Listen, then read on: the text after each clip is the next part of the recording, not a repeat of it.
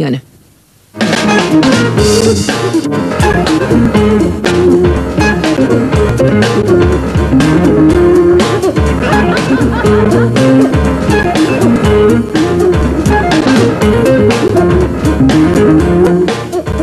har sikkert alle sammen gjort os nogle tanker om, hvordan det er at være tvilling. Hvis man nu selv var tvilling, vil man så gøre alt for at ligne hinanden ved at have den samme frisyre og den samme stil, eller vil man gå i den helt modsatte grøft og gøre alt for at se forskellige ud? Det svar får vi måske i aften, hvor I kan møde Henny og Marianne, der fra naturens hånd ligner hinanden. I aften er de dog klar til at prøve noget helt nyt. Velkommen til Tryllespejlet. Marianne Henriksen og Henny Petersen er 51 år og tvillinger. Henny bor i Langeskov, er gift og har 2 voksne sønner. Marianne bor i Glamsbjerg, er også gift og har en datter på 19. De er begge uddannede kontorassistenter og klæder sig meget traditionelt og lidt kedeligt. Derfor trænger de til ny inspiration og individuel styling. Henny og Marianne, velkommen til. Tak for det. Det er godt at se jer. Glæder jer? Ja, det gør vi. Ja. Når man sådan kigger på jer, så ser jeg jo meget ens ud udseendemæssigt. Hvor ens er I af væsen? Meget. Vi kan sige de samme ting og gøre de samme ting og ringe til hinanden på den anden side. Jeg vil også lige ringe til dig i den stil. Som børn og unge, har I da gået ens klædt, og gør I det stadigvæk, eller hvordan? Altså som børn og unge, altså helt fra vi gik i handelsskole samtidig, der gik vi også i ens tøj. Men det var sådan mere for sjov, altså, fordi vi synes det var skægt, og at folk tog fejl af os. Men hvad med sådan stilmæssigt og tøjmæssigt? Gør I da noget for at understrege, at I ikke er ens, men I er 2 individer? Nej, de har nok nogenlunde samme smag, tror jeg. Dybest set, altså. Ja. Altså det tøj, I har på i dag, det er jo ikke indkøbt til lejligheden. Det Nej, har absolut ikke. Det var lager. Så I har nogenlunde samme tøjstil. Men er I så indstillet på i dag, at vi går ud fra og laver jer lidt mere forskellige? Ja, helt sikkert. Så synes jeg, vi skal komme i gang. I tager lige sidste kig på jer selv, inden vi går i gang. Ja, spejlet der. Og så får I ikke jer selv at se, før vi er helt færdige med den store tur. Nej. Og nu er resten så op til vores 3 stylister. Anja, Rikke og Sofia har helt frie hænder, når de sammen skal style Henny og Marianne og skabe deres nye look. Anja arbejder til daglig som frisør i Trend of Hair i Odense. Rikke er kosmetolog og indehaver af skønhedsinstituttet Bodyguide i Svendborg. Og Sofia er personlig stylist i Magasin. Hej. Marianne, dig vil jeg gå ind og bevare noget længde på.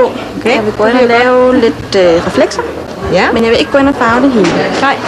Og Henny, på dig, der vil jeg gå ind og klippe det rimelig kort. Ja. Og jeg vil gå ind og lave lidt farveteknik på det, men jeg vil heller ikke gå ind og farve det hele. Jeg vil bevare noget af det grå. Det lyder godt. Jeg kunne godt tænke mig at vise jer, hvordan man kan lægge en hurtig, nem, diskret dagligdags make-up, så I ligesom kan understrege jeres personlighed og få lidt mere kulør i ansigtet. Ja. Jag har tänkt att ta fram era personligheter utifrån färger, lite att visa vad man kan göra. För att samtidigt när jag tittat på er så syns jag att ni är enaste en, men samtidigt som jag vill beskriva er att ni kan dölja er och samtidigt visa era personligheter med andra typer av färger. Nu skal det så blive spændende at se, hvordan vores 3 stylister får 2 forskellige kvinder ud af Henny og Marianne.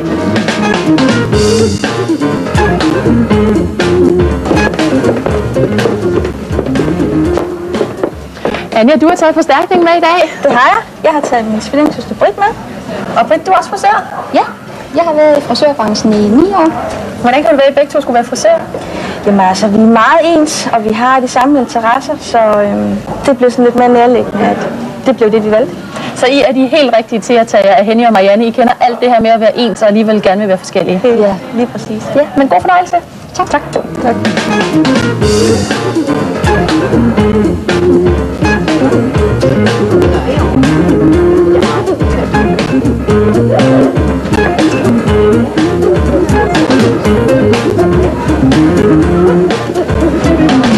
Jeg føler nærmest, du er ved at gøre et indsvig.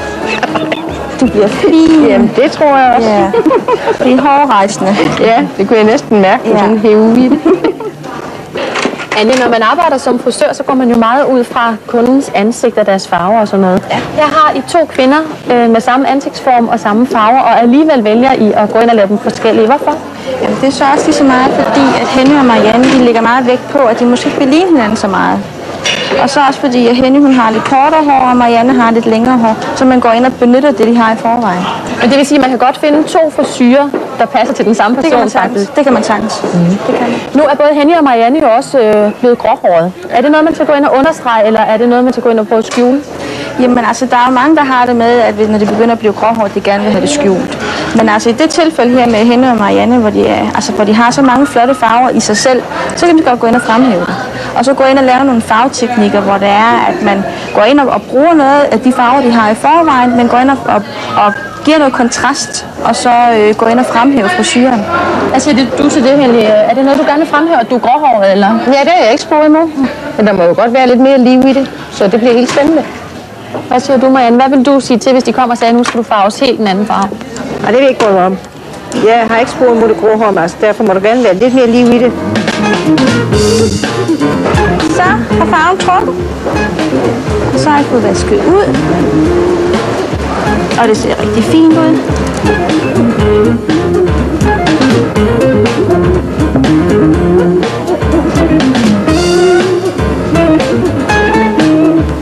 Det bliver da også spændende sådan. Ja, det gør det da. Altså for omverdenens reaktioner på det, ikke også? Jo, helt Ikke mindst. Ja, det er jo det. Og jeres mænd? Ja. Plejer de at være gode til at kommentere, hvis I har fået lavet noget nyt ved håret, eller købt noget nyt tøj, eller? Ja, det synes jeg som mænd. Ja, det er ikke bare sådan, som de fleste mænd plejer at være, at de kan ikke se, om der hele taget er lavet noget. Jo, det synes jeg godt, min kan. Hvad med Torben, Marianne? Nu synes tit, hvis jeg blev klippet for kort, du har da godt nok fået noget for pengene. Nu er Anja og Britt ved at lægge sidste hånd på Henny og Marianne. Om lidt skal de videre over til Rikke, hvor det skal handle om make-up og manikyre.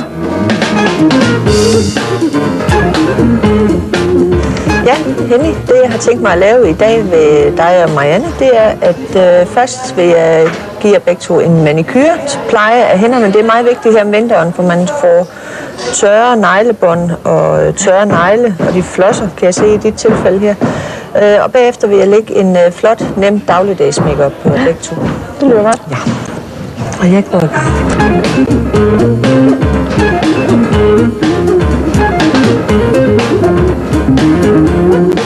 Nå, hvordan går det? Det går fint. Der bliver poleret negle her. Nu har jeg været inde og tilført noget fugt til neglene og neglebåndet, og hænderne har lige fået en god gang massage. Og det trængte, kunne jeg høre. Ja, det gjorde de. Det var vinterplade hænder, må man sige. Hvordan føles det, Henny? Det er rigtig behageligt. Det var dejligt at få dem masseret igen. Ja. Har du prøvet det før? Nej, det har jeg ikke. Men det er ikke sidste gang. Nu kan du skal overtale din mand til måske at gøre det hver aften, så Ja, det kan holde være. det nede. Men Rikke, hvis man nu ikke har hverken tid eller råd til at gøre det her en gang om måneden, hvad kan man så gøre for at holde sine hænder fine i løbet af vinteren? Derhjemme der kan man bruge en negleolie eller neglebåndscreme, at man kommer på hver aften, inden man går i seng. Og så kommer en rigtig god fugtgivende håndcreme udenpå.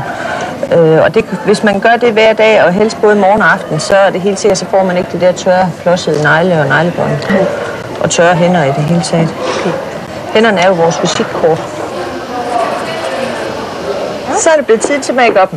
Ja. Og der vil jeg jo lige vise dig ganske kort, hvordan du kan gøre det hjemme og lave en hurtig make-up om morgenen. Ja. Du skal på arbejde. Lige for at få lidt ekstra farve i ansigtet, så det bliver en helhed med det nye tøj, du skal til at gå med, og dit nye hår og det hele. Og jeg starter simpelthen med en løs puder, hvor der ikke er noget talkum i, så du vil ikke føle, at du er make-uppet eller lukket inde på den måde, som man ellers godt kan gøre. Nu, når jeg ser på dig, så synes jeg, du har en gylden undertone i din hud. Okay. Og i dine øjne i det hele taget, så jeg har valgt at bruge varme farver til dig. Ja. Hvorimod Henny, hun virker mere kølig i huden. Ja. Så på det område synes jeg også, at I virker meget forskellige faktisk. Ja.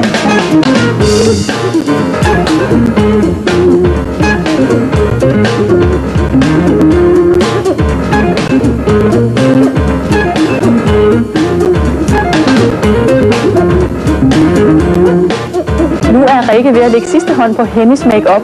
Og Rikke, hvad har du valgt til Henny? Til Henny har jeg valgt de kolde toner. Jeg har valgt en granit og en aubergine øjenskyg og en kølig læbestift, for ligesom at understrege forskelligheden af de to tvillinger. Ja, men så mangler vi kun én ting, og det er tøjet.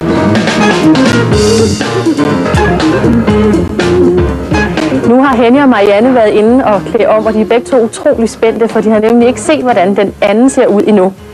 Men nu skal vi udløse spændingen, i hvert fald i første omgang. Værsgo og vend jer om og se hinanden. Smart. Ja, det er du sandelig om. Hvad siger I så? Ja. Altså, jeg vil nok sige, jeg vil ikke selv have købsbukser. Jeg ved så af god grund ikke, hvordan de ser ud til mig endnu, men jeg siger, det er smart, så jeg håber. Vi trækker spændingen lidt endnu. Først, Sofia, så skal jeg høre, hvordan har du valgt at klæde Henny og Marianne på i dag? Jag har valt utifrån deras fritid. Jag har pratat med dem och jag syns att de är mer aktiva båda två. Jag menar, Henny här, hon gör camping bland annat på sin fritid och Marianne åker bland annat till Egypten. Och det som vart jag inspirerad av deras personlighet, det var att de är väldigt färgstarka båda två. Så jag vill också visa dem med lite andra färger än vad de brukar använda, samtidigt som jag gör dem lite mer exotic på sin fritid, att de också kan bruka det till sina andra plagg, men ändå bli att de blir lite mer moderna än vad de brukar vara. Og hvordan vil du karakterisere for eksempel Mariannes sæt? Hvad har du gået efter? Jag har gått efter, jag syns att hon är lite mörk och samtidigt lite mer sofistikerad på ett annat sätt. Jag har valt en mer renhet. Jag menar, dels att hon har valt ett resemål som Egypten, syns jag att jag ville få in den här lite safari, etniska. Att nästa gång hon reser så kanske hon väljer ett annat exotiskt mål. Och när jag tittar på henne så syns jag att hon är nyfiken på ett annat sätt. Och hon är otroligt varmblodig, så att jag valde en mörk färg utifrån en nyfikenhet att nu sker det någonting och det pumpar var då någonstans. Så därför valde jag det lite rödare. Marianne, nu siger du selv, at du aldrig selv ville have hævet de her bukser ned fra hylden. Kan du lide det? Ja, altså, det er utroligt behageligt at på. Det er rigtig lækkert. Men altså, jamen, jeg ved ikke... Ja. Vi må vente og se, når du kommer på spejlet. Hvad siger du, Henny? Hvordan har du det i dit tøj? Jeg synes, det er utroligt behageligt at på. Jeg kan rigtig godt lide farverne. Nu har Henny og Marianne set hinanden. Nu mangler de bare at se sig selv. Nå, Henny og Marianne, nu er Sandhedens time ved at komme. Hvordan har dagen været? Det har været rigtig sjovt. Det har det bestemt. Hvordan har I haft det? Har I været utrygge, eller har I været gode hænder? Jeg synes, det har været spændende, og vi synes, vi har været gode hænder. Det har vi i hvert fald, men jeg synes godt nok, sommerfuglen vokser. Hvordan har I det lige nu? Jeg er meget spændt på at se resultatet. Ja. Når I sådan kigger på hinanden, har I så nogle indikationer på, hvordan I selv ser ud? Nej, for jeg fornemmer sådan, at vi bliver gjort meget forskellige, så derfor kan vi jo ikke se noget på hinanden, om der giver nogle fingerpege om, hvordan vi selv. Og I har ikke lavet noget telepati eller afsløret noget? Overhovedet ikke. Jamen, skal vi så ikke få kigget på det? Jo, det er det.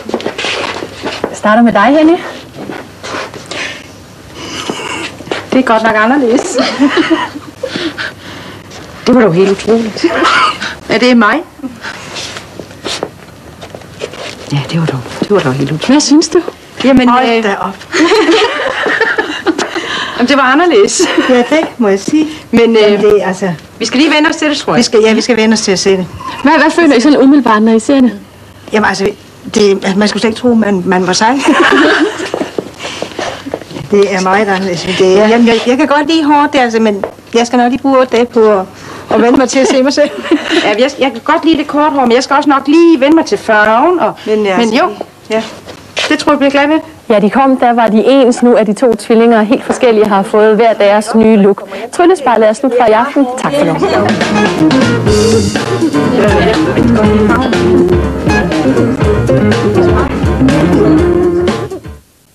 Og det var foreløbig den sidste udgave af Tryllespejlet. Kl. 22.20 er vi her med ishockey, resultatet og kommentar på gensyn.